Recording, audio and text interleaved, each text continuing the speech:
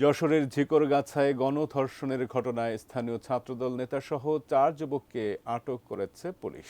জানা গেছে, মনিরামপুর উপজেলার হরিহরনগর ইউনিয়নের রাজগঞ্জ গ্রামের টুকু মিয়ার মেয়ে সুমাইয়া খাতুন বেনাপোল খালাবাড়ি থেকে ফেরার পথে গদখালি বাজারে নামে। এরপর গদখালি বাজারের ফুলের দোকানদার আমিনুর রহমানের দোকানে গেলে ৪ বন্ধুর সাথে পরিচয় হয়। সেই সূত্রে সুমাইয়াকে গদখালি এলাকায় ফুলবাগান দেখাতে নিয়ে যাওয়ার কথা বলে কৌশলে পটুয়াপাড়া গ্রামের লিচু বাগানে নিয়ে গণধর্ষণ করে।